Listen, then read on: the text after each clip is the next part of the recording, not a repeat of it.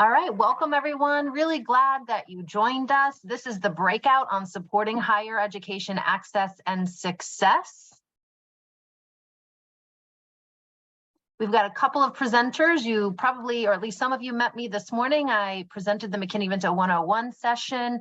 I am Christina Dukes, founder and principal of Pearl Strategies, a small education consulting firm located in the Washington, D.C. area. Prior to founding Pearl Strategies earlier this year, I was with the National Center for Homeless Education, the Federal Homeless Education Technical Assistance Center for 18 years. And I've known the work of Schoolhouse for the last handful of years. They do great work. I'm here with Jillian, and she'll introduce herself at this time. Hi, everyone. So glad to be here with you all. My name is Jillian Sitar, and I'm the Senior Higher Education Program Manager here at Schoolhouse. My role is to help students transition to and through higher education. And prior to joining this team, I was working at colleges and universities. My background is in higher education and student affairs. So again, happy to be here with you all today. So here's where we're headed. Wanted to give you a little roadmap for the topics that we'll cover. First, I wanted to make sure we started the discussion with exploring post-secondary education pathway options with students. A lot of young people mentioned that they may have limited understanding of, okay, what do I do once I graduate high school? Is it only a college degree? Is it a four-year degree? Is it the military? Well, there are lots of post-secondary credential and non-credential options, and we're going to explore those briefly on the front of today's session. We'll also talk briefly about partnering with school counselors to support college preparation and readiness, and then Jillian's going to walk us through how do we smooth the transition from high school to higher education, helping students navigate financial aid, and then helping students get connected to post-secondary education support. And we will have opportunities for questions and discussion throughout. First, let's talk about exploring a variety of different post-secondary education pathway options with students. The hills are alive with post-secondary options, okay? So the point being here that the post-secondary landscape that we're looking at today is a little bit different and has been evolving over the years than maybe what it looked like when I graduated high school. Should I out myself? I graduated in 1992, so that was a number of years ago. And the post-secondary landscape increasingly is providing learners with flexible and stackable credential options. And what we're going to do is just look in a little bit more detail at some of those credentialing options, because you want to make sure that students are aware of these different options. So first of all, there are college degrees, 2-year degrees and 4-year degrees. But also there are a lot of great non-degree credential options like certificates, apprenticeship certificates, industry certifications, and occupational licenses. And in the next couple of slides, we're gonna, oh, nope, we've got a discussion for you first. So talking about these different options, degree and non-degree credentials, I'd love to have you share in the chat or over audio, if you'd like to unmute, a couple of questions. So why is it good to have a variety of degree and non-degree credential pathways available to learners? And what might be some of the advantages of different degree and non-degree credential pathways? What do you guys think? I'll keep an eye out for the chat, or feel free to unmute.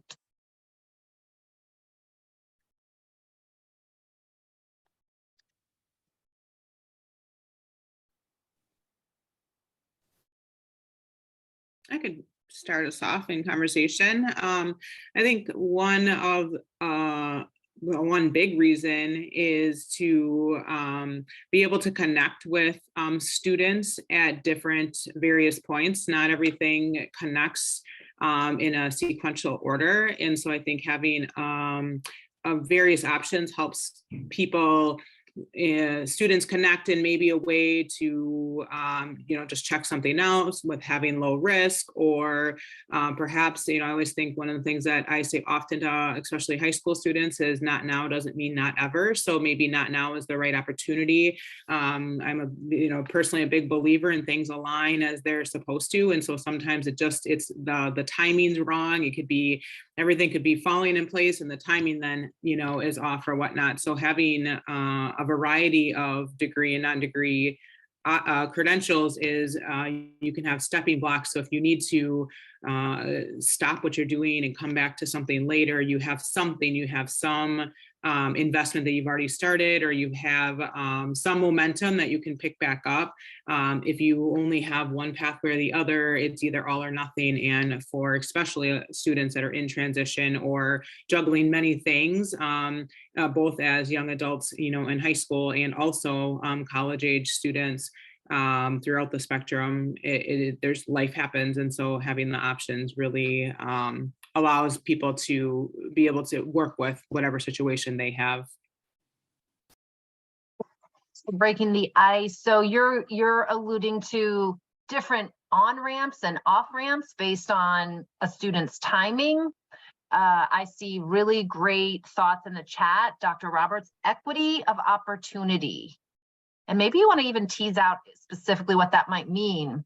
But I think it's an important point. And Felicia, you said it fantastically. Variety represents the people, right? So students come in different shapes and sizes, so to speak, with different interests, with different concerns about money, with different concerns about timelines. So for one student, a 12-month certificate in welding, and I kind of just made that up because I don't know how long a welding certificate would take, but a certificate in welding and working hands-on might be just what they're looking for and an acceptable timeline, right? Some students we hear, I just got out of high school, like, I don't know, am I ready to sign up for 4 years? Whereas another student might say, absolutely, I'm ready and want to sign up for 4 years. So people come in different shapes and sizes, as do credentials.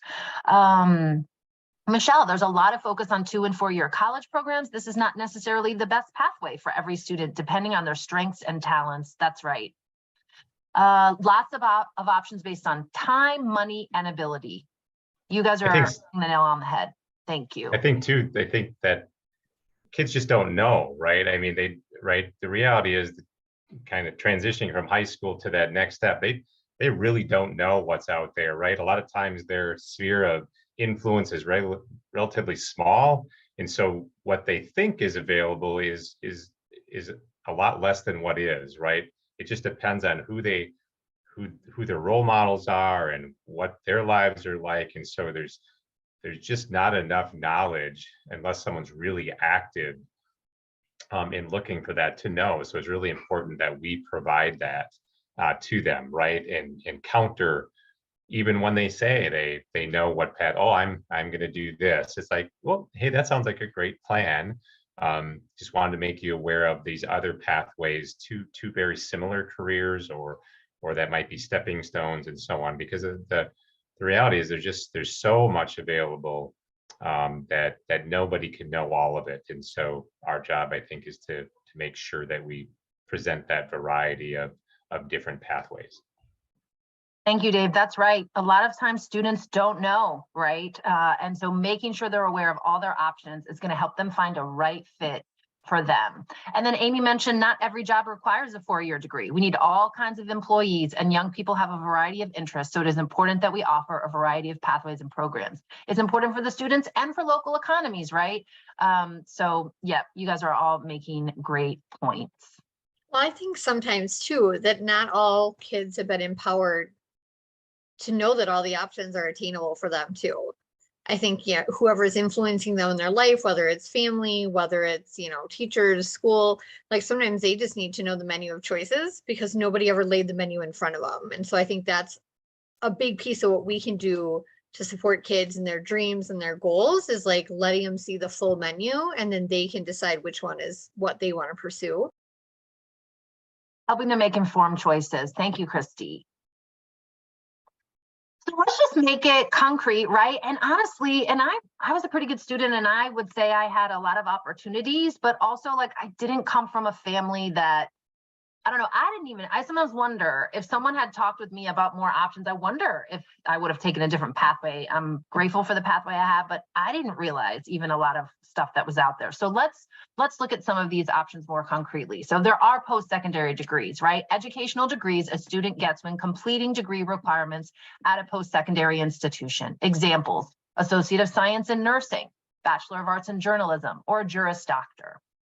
There are certificates. Now, these certificates we're referring to are awarded usually by educational institutions based on the fact that the student completes all requirements for the program of study. So that could be like a certificate in computer programming or culinary arts or a paramedic certificate, right? Oftentimes the timelines for these certificates can be shorter than a degree timeline. Apprenticeship certificates are credentials earned through work-based learning and post-secondary earn and learn models. Apprenticeship certificates can be awarded from a variety of different institutions, including even unions, right? So examples would be aviation operations on the ground, construction management, plumbing and heating, or vehicle body and paint. Industry certifications are usually awarded by a certification body and are based on an individual demonstrating through an examination process that they have the needed knowledge, skills, and abilities to perform a specific occupation or skill. So like the Project Management Institute may award a certificate for a certification for project management, an HVAC certification, or a supply chain professional industry certification. And then last but not least, licenses are credentials that permit the holder of the license to practice in a specific field. These are usually awarded by a government licensing agency based on predetermined criteria that could include a degree attainment, a certification, an assessment, an apprenticeship program, or work experience. So that could be like a nursing license, a real estate license, an accounting license, or a cosmetology license. On a related note, a quick nod to career and technical education.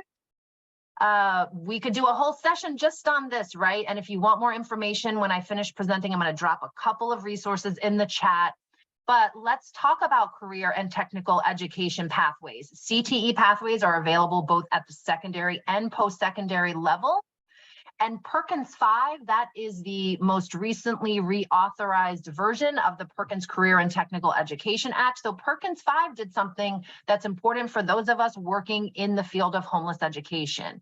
Perkins 5 designated individuals experiencing homelessness, and because there's some overlap here sometimes, youth who are in or have aged out of the foster care system as special populations. Now that topic of special populations, a whole session unto itself, right? But what that means is when a group of learners is designated a special population, there are specific areas then that the state and local programs must focus on, including how are special populations being served under the state career and technical education plan? Local CTE applicants have to speak to how they will support CTE access and completion for special populations.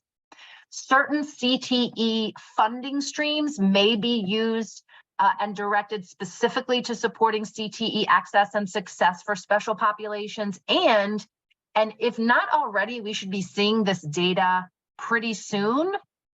Perkins 5 requires that local programs and states report on and disaggregate their data by special population. So if we don't know yet in Wisconsin, we will know soon. How did learners experiencing homelessness do in CTE pathways compared to other student groups? This designation also paves the way for greater partnership in support of special populations who can benefit from CTE pathways, but might have some unique barriers that they're going to need assistance with.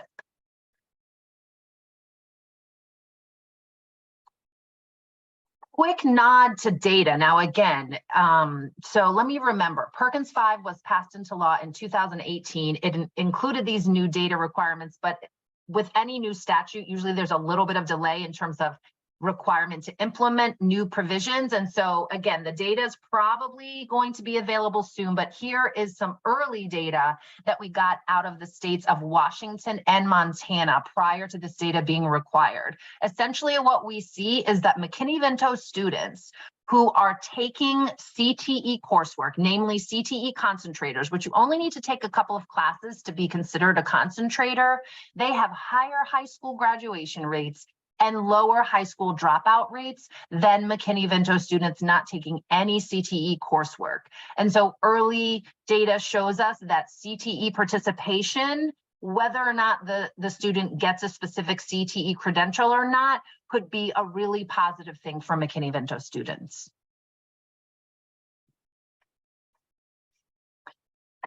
Now, a couple of slides here on partnering with our school counselors, who are the professionals that are having those conversations with students about, hey, what are you thinking about for your post-secondary pathway? And how can I help you prepare for that? Sorry, CTE stands for Career and Technical Education.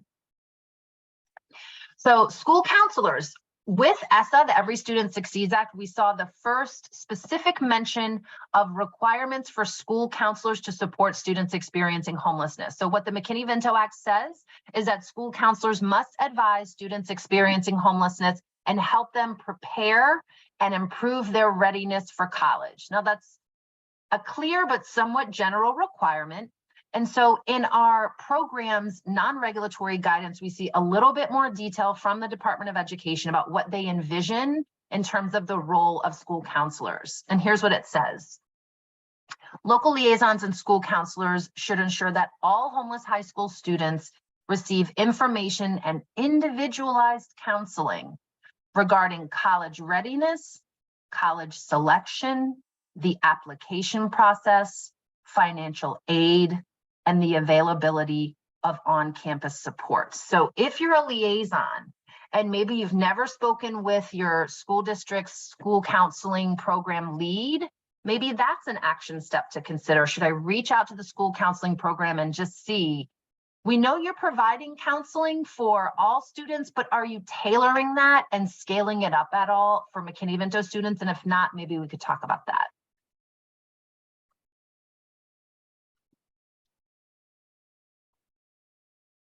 Sorry for the text heavy slide, but wanted to get this on one slide for you. And when I was at the National Center for Homeless Education, we did release a brief specifically on homeless education partnerships with school counselors. So if that is a topic of interest, that brief is included in the resources slide, which we'll look at in just a minute.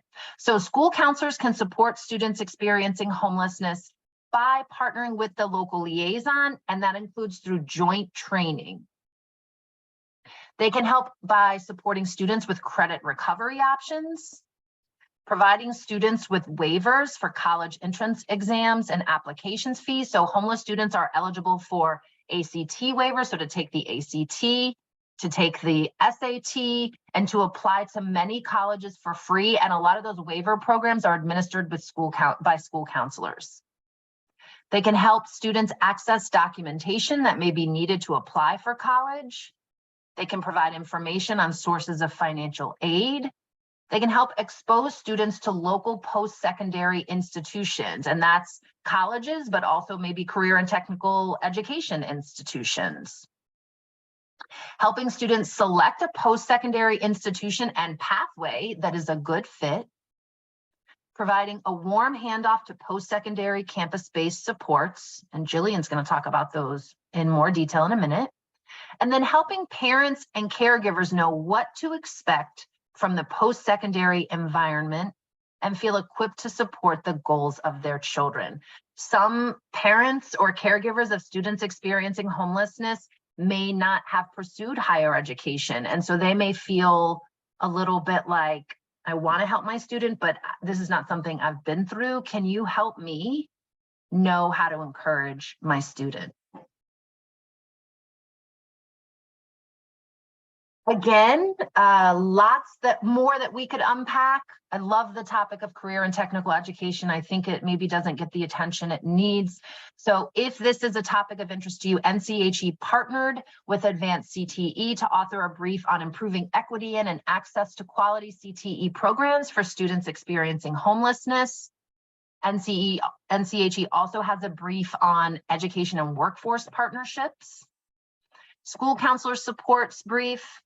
And then also a quick mention, and I don't want to like overly push this because you may have your own tool that you're using, but when I was at NCHE, we found that a lot of case managers, so staff working for youth serving organizations said, we want to have these conversations with youth about education pathways, but we don't know how. Can you give me a tool, like not a 70-page toolkit for school counselors, but like a tool that's relatively simple that I can use to have a conversation with a student about their pathway, their education pathway. And when we shared those with case managers, liaison said, oh, we like this tool. Would you share this with us as well?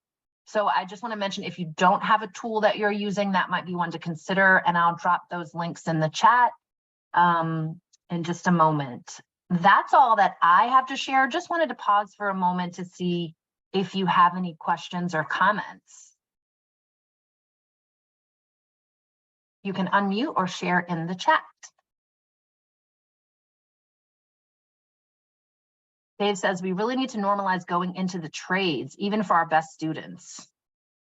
I think that's right. I think the narrative is shifting a little bit, but just full disclosure, when I was in school, again, that was a long time ago, I think the trades maybe were looked down on a little bit, or they just weren't like celebrated for students. And I think that could be doing a disservice to students, right? There are lots of great careers that pay very well all along all of those different degree and non-degree credential pathways. So let's make sure we're giving students the information they need. Tawny, I recommend College Goal Wisconsin events for FAFSA help. Thank you, Tawny, for that recommendation. Check out that link in the chat. I had a question about FAFSA, and I don't know if maybe somebody else may have advice for when is the best timing of when to do the independent student status forms for seniors who are unaccompanied homeless youth. I used to do it closer to like if I knew they were going to graduate, and I feel like I should back it up to be more in line with when those applications, like kids are actually filling them out during the year. But does anyone know like the best ideal time frame of when to give those to students? Hey, Christy, this is Jillian. Jillian. Yep, I'm actually going to talk about this a little bit more, but yes, as Tawny said, October really is the best time. We want to get our students to start filling out the FAFSA as soon as possible. And as soon as they're filling that out, give the letters to the students as well. I'll talk through this a little bit, but we want to make sure that A, we're giving it to the students, we're giving it to the schools if they know what schools they're applying to already, and then keeping a letter in the students folder wherever you keep those documents as well, because it's a chance that they might lose them, or maybe they decide that there's another school they want to go to. So want to make sure that we give just those letters, as soon as possible.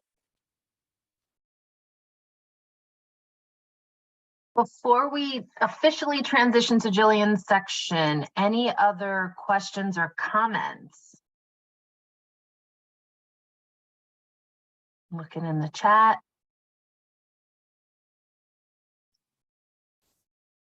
I guess I was just going to mention that, and it's been a theme, I think, throughout today, but really just that idea around that we are, dream keepers of students. So really understanding what their why is and what they want to do is so critically important. And there is such a menu of options. I mean, endless possibilities. I worked at one of our technical colleges for a short period of time, well into my 30s. And I was like, I didn't even know half these careers existed. And so I think that as we want to share information with students, I think really getting at, and, in the panel, I think Ezra kind of spoke to it, just about really knowing students and really finding out what motivates them, what's their joy bell, what's going to get them up in the morning. And so, yes, it's important to understand that there's all these different pathways. But I think also when you're just trying to navigate day to day, sometimes like all the options, as much as we want to share information, all the options sometimes can also be overwhelming. So just temper that. I mean, and I think that's an individual relationship you have with students, but I think, our knowledge is critical to be able to share and pass forward. We only can share what we know. So it is important that we have the information. And I think equally important to really understand what our students, what motivates them and what their why is and what's their reason for their next step, not necessarily what we believe is success for them. And I'm speaking we as educational institutions, not necessarily as individuals. So I just wanted to stress that again, because I think that's been a theme, but it was important to say. That's great. And Christy mentioned, I asked them what problem they'd like to solve in the world instead of what they want to be. And again, if you want to check it out, if you have a tool you're using, by all means, continue using it. But I do recommend check out the NCHE guided discussion tool, because one of the things that it uses to open the conversation with the student, first of all, it talks about all the different pathways, not just college degrees, helping students understand those. But it also includes a brief section on motivational interviewing based questions to help a youth, just check it out. I recommend you check it out. I think it's a great tool, and it was developed with liaisons, service providers, and youth with lived experience. Okay, Verlene says, I'm not sure I understand your comment. Is a designation of independent student status in addition to determination of McKinney-Vento status? So Jillian's going to talk about that in more detail, but yes, it is specific for unaccompanied homeless youth to help them fill out the FAFSA. So maybe, should we transition over to you, Jillian, since that seems to be where we're headed? Sounds good. And we'll also have an opportunity for questions at the end as well. But just want to say, again, thank you, Christina, for sharing some helpful context between degree and non-degree credential options. It's just, again, so important to hear about all the different options students have and their pathways that they can take after graduating from high school. So I'm going to go into providing a little bit more context on higher education and the impact the pandemic has had over these last 2 years. So colleges and universities have lost about 1.3 million students since March of 2020. That's a lot of students. FAFSA enrollment numbers have declined, and especially our community colleges were hit pretty hard. But what was important to note that about 85% of students that left college during the pandemic said they wanted to return back to school, but they couldn't due to either costs, stress, academic unpreparedness, or family or work obligations. And this is something that we saw a lot, especially with our students experiencing homelessness and the switch to remote learning. I had one of our superintendents share that he had a student who was, top 2 in the class throughout all 4 years of high school, had every intention of going to college. But when then the pandemic happened, she decided, no, I'm actually not going to go to college. I really need to help my family. I'm going to keep working at Dunkin' Donuts, the job that I have throughout high school, and do this full time once I graduate. And so I know that that's not the only student that has had to, put their family first or think about, the costs over pursuing college. But that here's something at Schoolhouse Connection. We truly do believe that education, really any education after high school, can really increase a student's ability to get out of the cycle of homelessness and be able to have a job where they can be self-supporting. And so it is really hopeful and exciting to see that there is early data of FAFSA completion from 2020 that shows that there's a rebound of about 5%, which still isn't up to the pre-pandemic FAFSA completion rates, but still we're getting there. So that is hopeful to see. And so you might be wondering, well, how can we do this? How can we support our students to get them successful in school and pursue a post-secondary education? And that is something that the California Homeless Youth Project researched. They asked over 200 youth experiencing homelessness what they need to be successful in school, and this is what they said. So the first one is a connection to a positive, supportive adult, which everyone here in this Zoom platform, you might be that person for someone. The second piece is stability. So being able to access those basic needs, housing, food, those sorts of resources. 3 is navigating financial aid, which is something we're going to talk about in length in this presentation. And then 4, knowing about existing campus support programs and resources. At times, college campuses have so many things and opportunities and services and resources, but it's really hard to navigate and find what all of those things are, especially if you are an incoming student and all of this is new to you. You're getting bombarded with so much information. You might not remember what one person said for 2 minutes in your orientation, but that might be that one thing that you need. So being aware of all the different services and resources that are available to our students. And so to get us started, I'm first going to talk about the transition from high school. Christina did a really great job of providing some examples of how high school counselors can help support students. I'll share a little bit more best practices that we're seeing, and then we'll open it up to you all to see if there is something that you're doing that we should put on our radars. So more and more, we're seeing schools are starting to talk about college or the different options after high school, whether that is a career and technical education or a certificate program, way before their senior year. We want students to know that this is a possibility for them. If this is what they choose to want to do, we want them to dream and dream big, as our scholars said during our panel today. And the sooner we start talking about this with our students, the more that they'll start believing in it, and they'll want to stay invested, and they'll be excited to pursue whatever pathway they decide. Another thing that we are seeing more and more of, especially with some of the ARP EHCY money that came in last year, is that schools are creating graduation coaches for McKinney-Vento students. And these are individuals who are working with students to make a plan for after graduation. That is their role and responsibility. And these graduation coaches are typically seeing the 3 E's. Number 1, enroll. So enrolling again into a college or a certificate program, CTE. Number 2, enlist. So going into the military.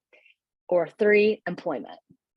And so these graduation coaches will work with the student to pursue one of these 3 E tracks, and then make sure they're staying up to date with all the deadlines, with school, and everything else that they need to do to get them to the graduation finish line. We have another liaison in Florida who brought her students on a McKinney-Vento college tour. She brought students around to various local colleges in the area where these students were able to step foot on campus and imagine what it would be like to actually go there. They got to meet staff members, they got to meet financial aid, they got to ask questions and meet other students that were there that were also part of the McKinney-Vento program from their high school. They really got that college feel. And after she brought her students on the tour, everyone said they wanted to go to college afterwards. She wrote a really amazing blog post, which I can post in the chat a little bit later. Another thing that we're seeing is summer bridge programs. So these are a really great way for students to acclimate into college.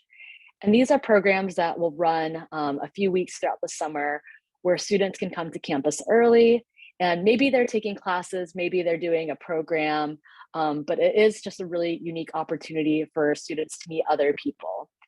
Florida State has the Unconquered Scholars Program, where it is a summer bridge program that is specific for students with experience in foster care or experience in homelessness or wards of the state. They have a really great summer bridge program, and so many other schools have other summer bridge programs as well.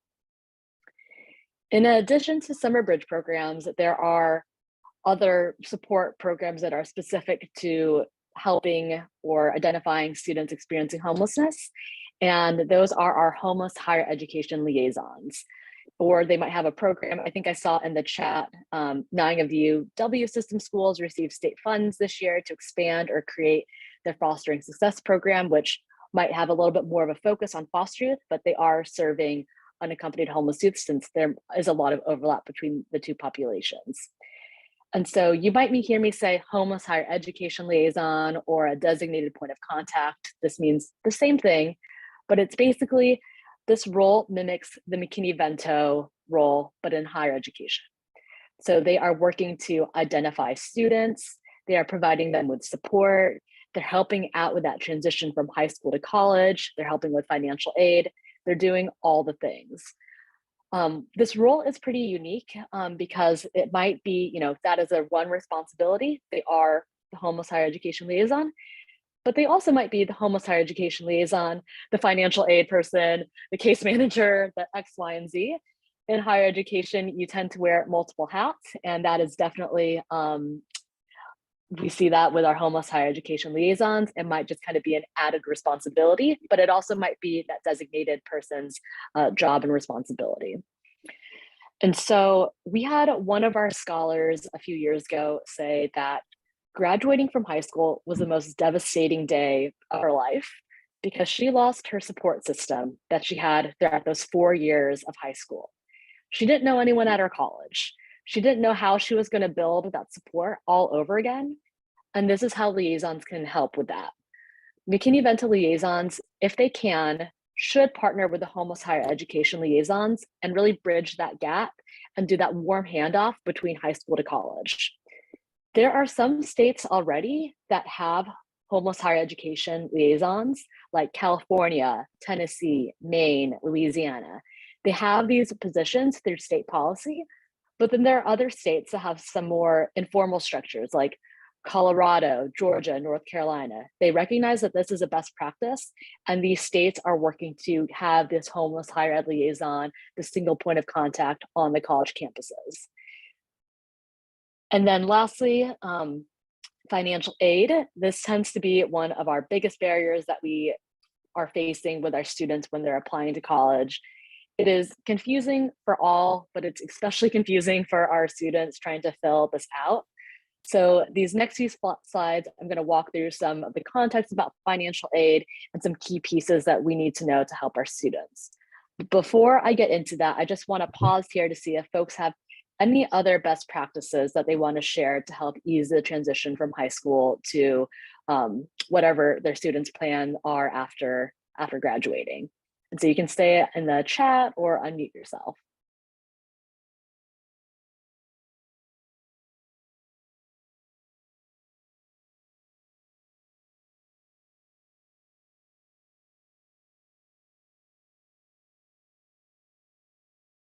I think another thing to take into consideration, I was actually at one of our local high schools as a school social worker before I moved into my McKinney-Vento liaison role. But I think it's really important to make sure that you're like broadly looking at what other supports you can plug in for students. For any students that are enrolled tribal members in a Native American tribe, a lot of times their tribe will have very specialized support that once they graduate high school, they can get special funding to go on to college, and not all students automatically know about that. So I think like connecting with whomever is in your school district, who might be like a cultural support staff liaison, or connecting that student to whomever in their tribe, which may or may not be local, but giving them a connection to talk with someone who can explain, you know, what kind of financial benefits are there? Can they apply for special scholarships? There's also a variety of scholarships that a lot of high schools will have for, you know, very different reasons. Like, are you going into a career in the healthcare field? Are you the first kid to go to college in your family? Have you overcome barriers in your life? And a lot of times at the high school level, we'd have like 2 or 3 applications for scholarships. It was kind of amazing that kids didn't know more what was available, like just from different local groups that were willing to give money. And some of it was small amounts, but if you apply for a lot of them, that can help in addition to financial aid. So I think there's just so many local resources and cultural resources that we can tap into for kids, that like if we just remember to look at that, or make sure we have someone in place in the school who's remembering to look at that for the kids that we're working with, I think it all benefits them. Yes, thank you for sharing that. That is super important to have those key pieces, the cultural aspects and everything. Awesome. I'm seeing a few other folks in the chat talking about how the Wisconsin Technical College system, colleges only have specific homeless higher ed liaisons at the larger, more urban technical colleges, but they're still working to get a specific person at all the 16 technical colleges. That is great. Let's get that list going. Perfect. So if there are any other examples, feel free to keep it in the chat. Love to learn from you all as well as we're going through this presentation. All right, so jumping into financial aid. So when filling out the FAFSA, students who are homeless and unaccompanied, meaning they are not in the physical custody of a parent or guardian, or youth who are unaccompanied and self-supporting and at risk of homelessness, are independent students. And so we have the different definitions here kind of listed in the different boxes here that break it down. What is the definition of self-supporting and risk of homelessness, unaccompanied, and homeless. And so to be an independent student, this means that you do not need to include parental information on the FAFSA. For students who are experiencing homelessness, but they are with their families, that means that they are accompanied, since they are with their parent or guardian, that means they are dependent students. And that means they will need to include their parental information on the FAFSA. So this can be, really confusing because while both of these students are experiencing homelessness, the difference is being with their parents versus not being with the parents. And that can have huge implications while students are filling out the FAFSA and the process that then takes. And so we are going to go through a few scenarios where folks can answer in the chat if they think a student is an independent versus dependent. And for a student to be an independent student, an unaccompanied homeless youth, or an unaccompanied youth who is at risk of homelessness and self-supporting, they need to provide that determination letter, which we were talking about previously, that says that they are an unaccompanied homeless youth for the FAFSA. And I'll get into those pieces a little bit. But for right now, we want to kind of really make that key distinction between independent versus dependent students.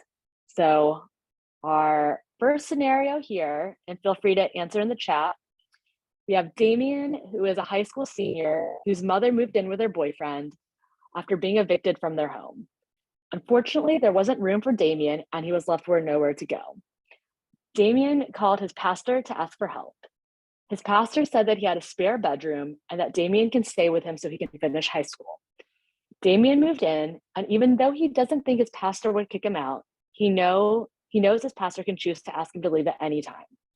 In this situation, would Damien be an unaccompanied homeless youth?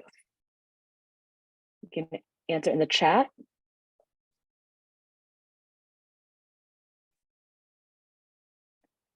Awesome. Yes, he would be an unaccompanied homeless youth and therefore an independent student. Great. We have another scenario here. Jessica is a senior in high school. She is applying for the FAFSA and hopes to attend college next year. However, she and her family were recently evicted from their apartment complex. She reaches out to you for help. Would Jessica be considered an unaccompanied homeless youth?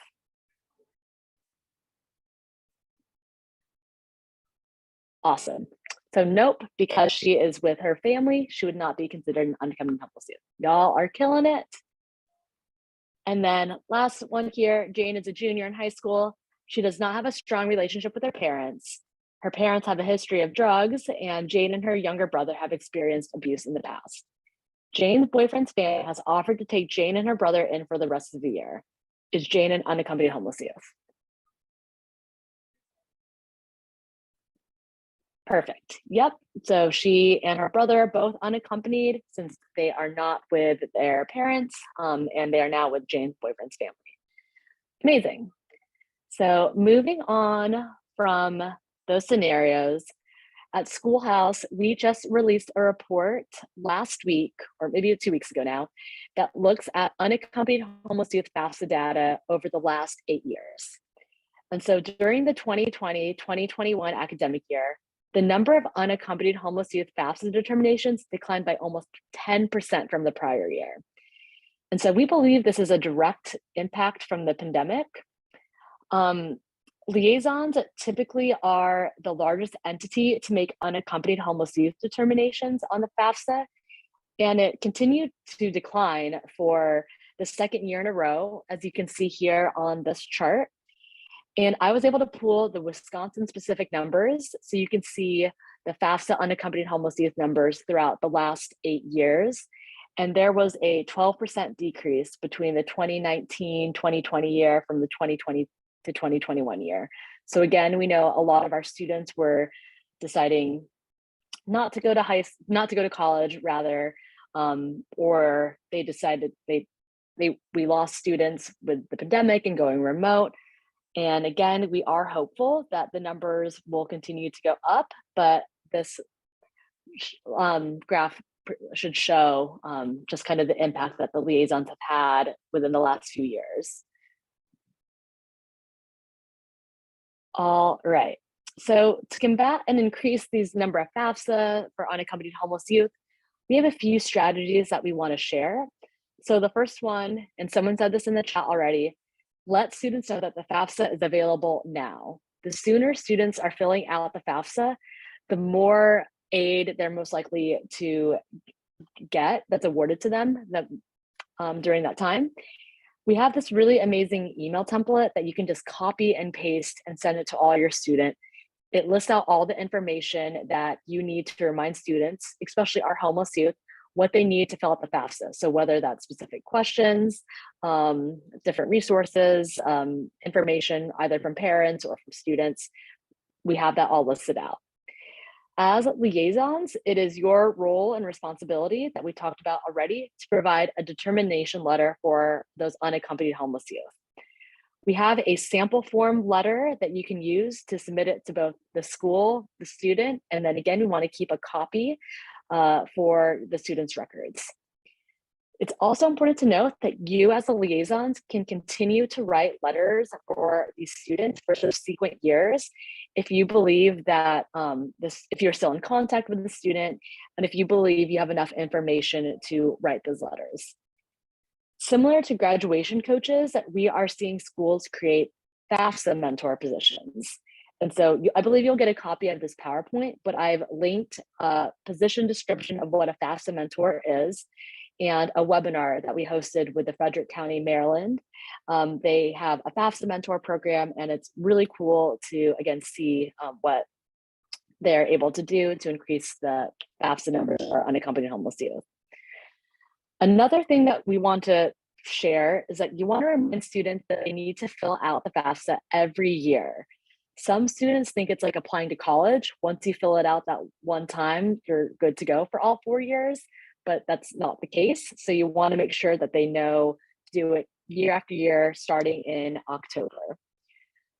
Another piece that we want to share is that we want our students to familiarize themselves with the financial aid office.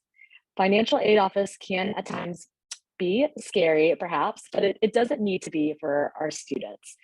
We anticipate that our students might need to have these ongoing conversations with our financial aid office. So we want them to feel confident, be familiar, know what they're talking about when they're talking with their financial aid office.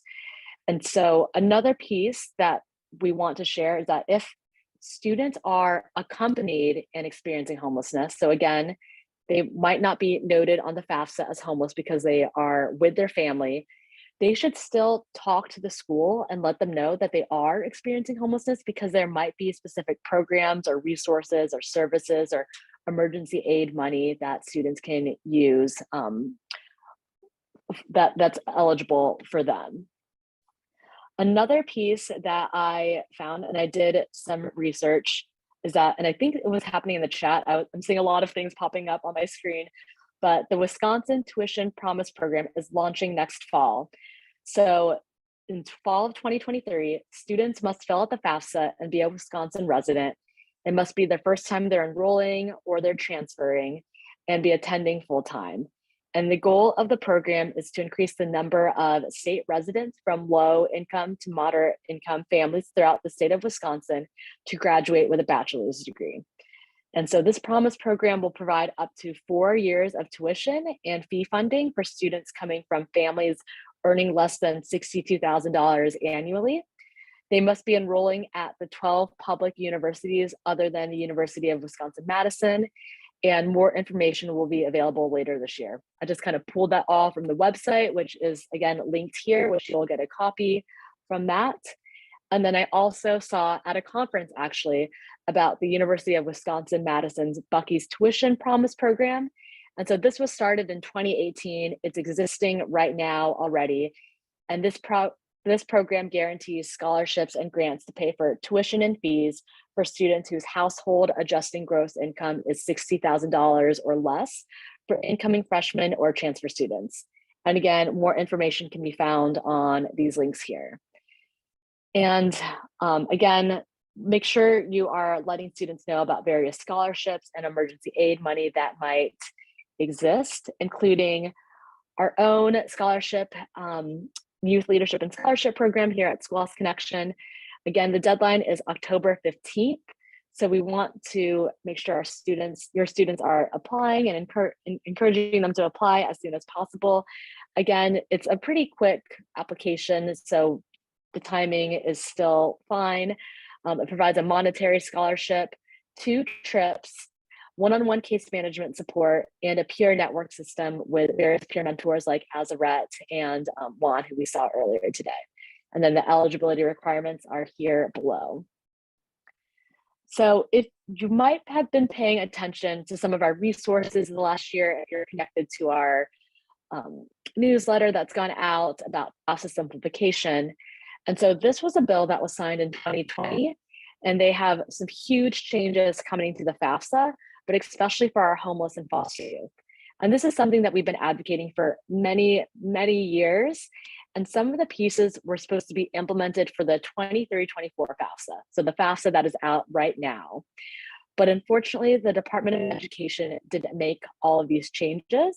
And so I'm going to go through, what we know now and what you need to know, and then what we're hoping for the future. So what we know for sure right now is that the questions on the FAFSA look the same as prior years. We are working with the Department of Education to see if we can revise the online FAFSA to ensure that some of the pieces in the new law are going to be included in the online version, so it's not conflicting to what the law states. And again, we're having a lot of conversations with some of our champions on the Hill to make these changes on the FAFSA, hopefully the end of this year or early November. And some of the big pieces that with the FAFSA simplification is that more people can write these letters. So as of right now, liaisons can write letters, directors of a HUD or a RHYA shelter can write a letter, and financial aid administrators can write letters that determine unaccompanied homeless youth. Under this new law, more folks can write letters. So it's all those people that I mentioned before, but it's also a director of a TRIO or a Gear Up program can write those letters. Any shelter that are serving individuals experiencing homelessness, so not just a HUD or an RHYA shelter. Thank you, Christina, for the acronym breakdown. And then financial aid administrators at previous institutions.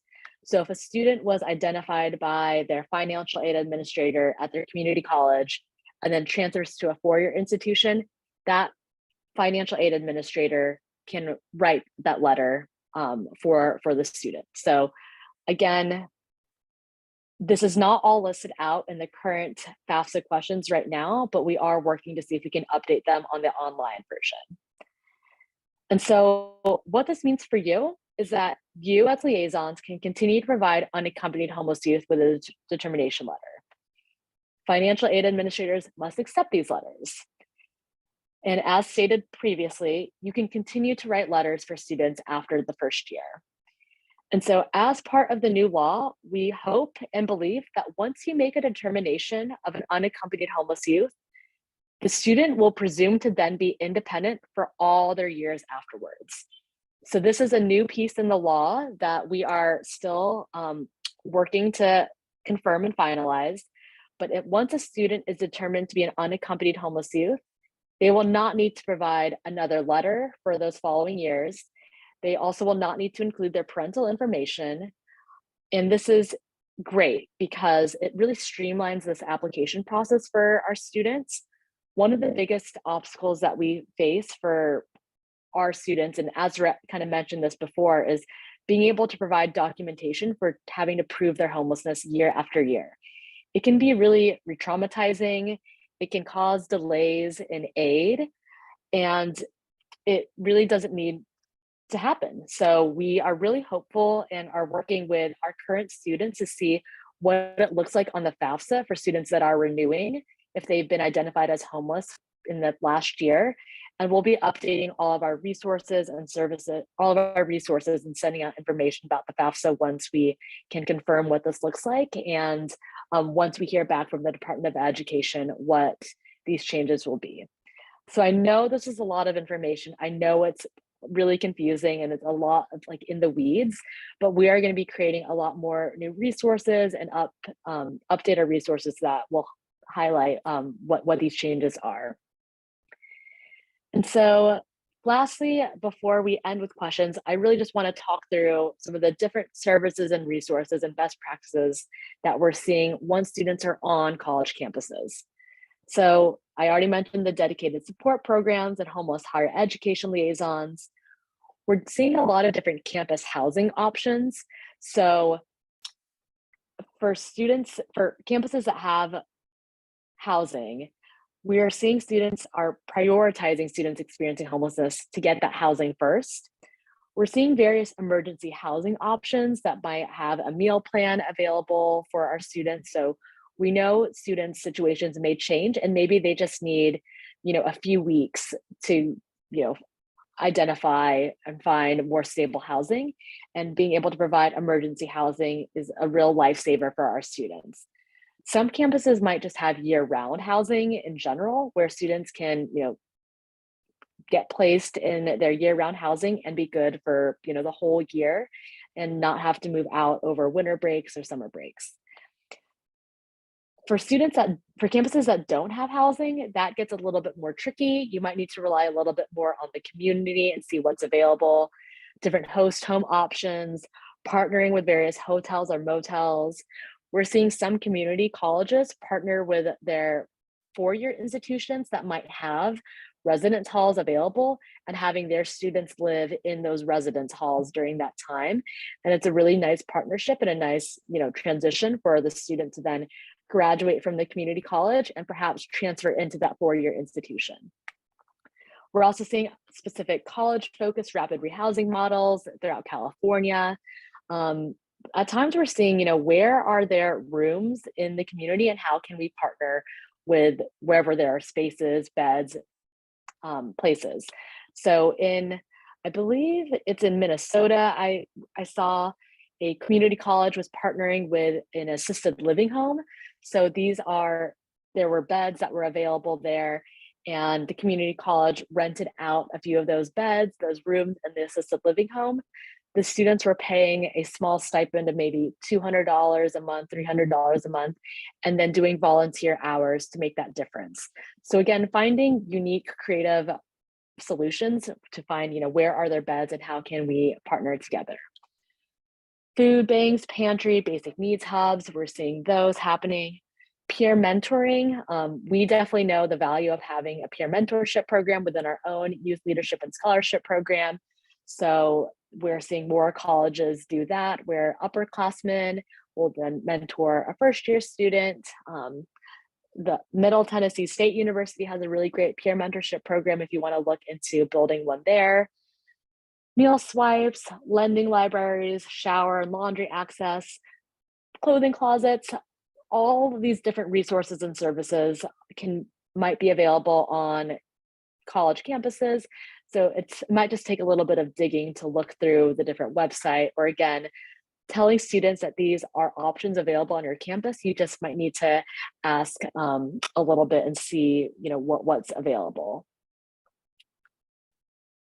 And then lastly, advocacy efforts. So we have two federal bills that we're advocating for. The first one is the Higher Education Access and Success for Homeless and Foster Youth, or other known as EHCY. It will provide access to and prioritization for on-campus housing. It will create a liaison on different college campuses to support homeless and foster youth. It will provide in-state tuition for students, even if a student's residency can be unstable.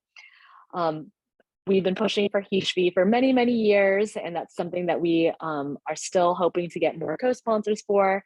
And then the Fostering Success in Higher Education. This bill would invest $150 million a year to support homeless and foster youth in enrolling and graduating from higher education. So in addition to federal policy, there are a lot of states that have policies in place to support our students experiencing homelessness. I've mentioned a lot of this already, but it's kind of pulling from EHCY, but having those higher ed liaisons, housing priority, tuition fee waivers, or most recently, we're seeing more and more folks doing FAFSA completion. So in order to graduate, you need to complete the FAFSA. And we're seeing more students that complete the FAFSA, they're more likely to then go and pursue a post-secondary education. I know the chat was popping throughout this time. So we have a few minutes for questions. We have resources here for you all, but I'm going to open it up for questions. If folks want to unmute themselves, I'll take a scroll and see if there are things happening there. But Christina, let me know if there's something pertinent that I'm missing. Times that I thought you might be, it'd be good to bring up. So Shannon asked, once identified as an unaccompanied homeless youth, does the student remain identified and continue to be eligible as independent even if they return home? If they return home, then that's where things get a little tricky, because there's not like a one. So if a student, when they are applying for the FAFSA, they get asked this question year after year, on or after July 1st of the preceding year, were you experiencing homelessness?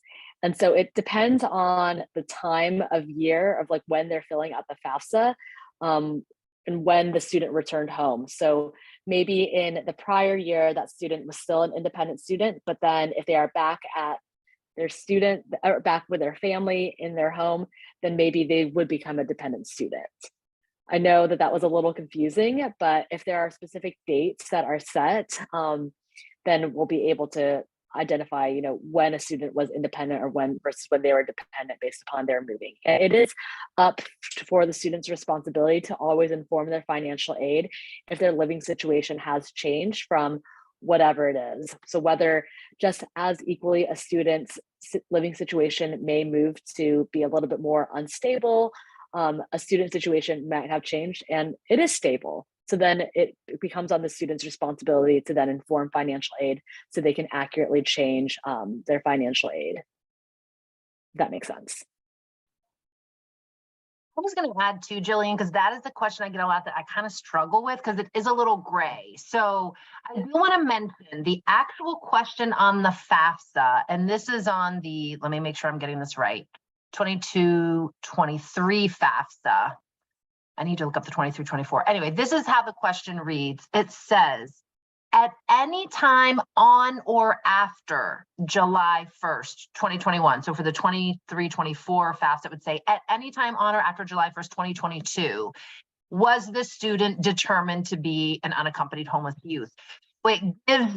It gives the, like, if you made that determination, you don't have to, as the liaison, continue following up every month. Are you still like, you can give them the determination and leave it to them? And there is, I think there's intentionally some flexibility there because sometimes unaccompanied homeless youth, it's unstable, right? Like there's strife with the family, so they leave, then they come back, then they leave, then they come back. So it's like, there's some flexibility to leave it alone, but also technically, as Jillian said, if the student files as an independent student, but eventually becomes a dependent student, they do have to report that change. So there's like a little bit of interplay there. I think there's some flexibility, but I don't know, Jillian, did I just muddy the water even more? No, I mean, it is confusing. And so I think that's just something that we need to own, is that not every situation will be a little bit nuanced. And if there is a specific situation that you have in mind, feel free to email me and we can kind of, talk through piece by piece. We get a ton of emails and calls about FAFSA and independent student status and all those sorts of things. So happy to talk about that offline. I did see a question about providing a residence hall year round via scholarship or an RA position. And so I believe, yeah, okay, great. I saw, thank you, Christina, about it specifically saying about being in the dorms. So yeah, even if a student is living in the dorms, they will, and if they had nowhere else to go, that student would still be considered a homeless student. So if a student was given like a 4-year room and board scholarship, would they still be able to qualify? Yep, because if a student did not have if they were not living in the dorms and would have nowhere else to go, if they did not have that scholarship, they would be at risk of homelessness and would then be an unaccompanied youth at risk of homelessness and self-supporting. Also, what can happen for students who have room and board scholarships, that's good when the dorms are open, but some institutions will close the dorms over extended break. So then that student doesn't have anywhere to go over winter break or over the summer. And so that's one of the reasons as well that that provision is included there in the AVG. And then, Jillian, yes, Oh, I was gonna say, if students are coming back to us like a year later, like I've had some students who've graduated, I gave them their letter in their senior year for their independent student status. And then they'll reach out to me again, like, you know, a year later and say, oh, I need that letter again, or I lost my letter. Is it helpful to just give them a copy of the saved letter I already gave them? Or because that isn't the year preceding when they're applying for it. Like if they wait to go on to school or they don't apply for FAFSA right away. And now they want 2 years later, but like maybe as their McKinney-Vento liaison from their high school year, they don't know who else to reach out to. Do we give them the letter that maybe we have a scanned copy of from their high school, or do we redirect them to somebody else who can provide the letter? Like what's the most helpful for the student? Because I feel like maybe I just gave them a copy of what I had, but maybe that's not helpful at all because it's like going to be more than a year old.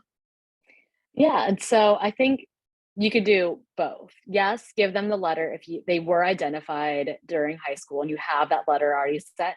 You can send that back to them. I think that's especially helpful for a student that said, you know, I lost it. I just need, you know, another copy. For students that might be a little bit far removed. So we're seeing this actually a lot right now.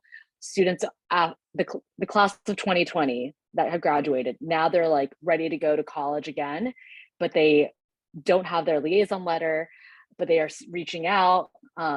You would then tell the student to reach out to the financial aid office.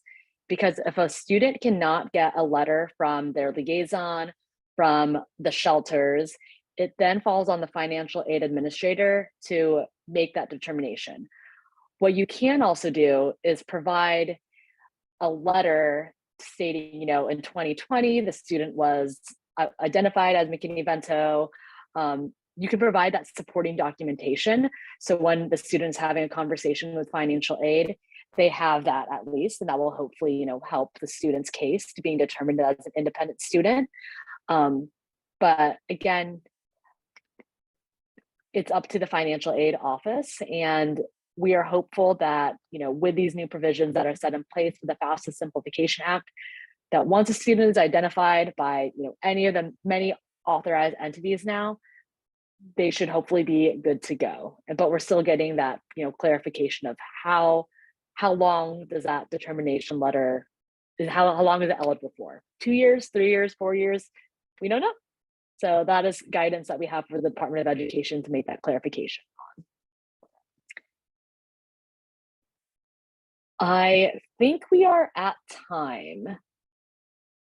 So if you have questions, please reach out to us. We are happy to help. We will all be connecting back in the main room, but thank you all so much. We're happy to help.